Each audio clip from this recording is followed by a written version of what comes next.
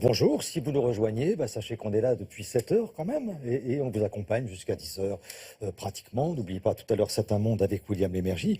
Et pour l'instant, on vous emmène au salon Rétromobile. C'était la semaine dernière, le week-end dernier. Voilà, vous avez l'affiche. Anne-Christine Oran, c'était notre envoyée spéciale. Et là, c'est le week-end privilégié si vous aimez les voitures anciennes, les voitures de collection, comme par exemple la Bentley ou la Bugatti. Regardez.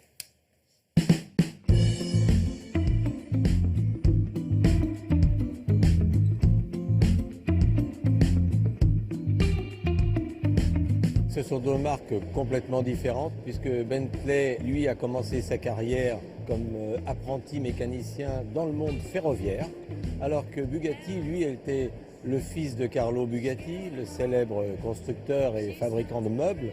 Et Ettore Bugatti s'est lancé dans la mécanique en autodidacte complet.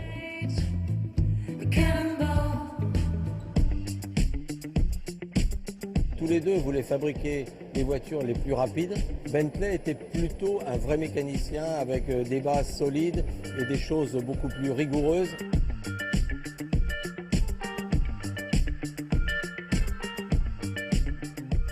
Bentley, c'est gros, c'est lourd, c'est solide.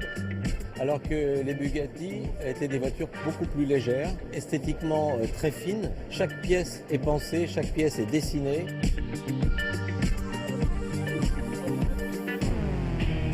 Ces deux marques, elles ont un parallèle puisqu'elles ont toutes les deux été des voitures qui ont gagné le 24 heures du Mans. Bugatti, c'était un artiste, c'était un génie. Et il avait ce côté artistique un peu délirant, il osait tout.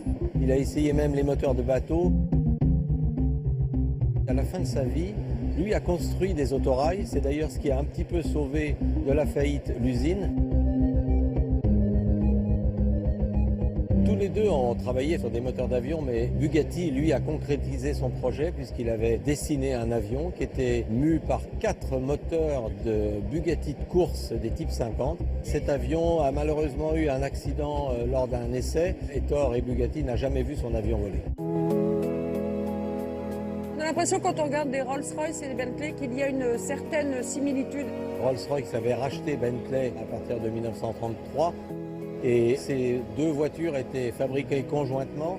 La seule chose pratiquement qui différenciait les Bentley après-guerre, c'était la calandre en V, alors que la calandre Rolls-Royce était surmontée du Spirit avec Tassie qui est célèbre. Ces deux marques sont toujours synonymes de grand luxe, mais il y en a quand même une qui se détache. Bugatti, c'est le superlatif, c'est les voitures à plus de 1000 chevaux, c'est les voitures à 2 millions d'euros. Tout est plus. Si on voit une Bugatti, je pense que les gens s'arrêtent encore et regardent la voiture. Une Bentley, je dirais que c'est un petit peu plus anonyme.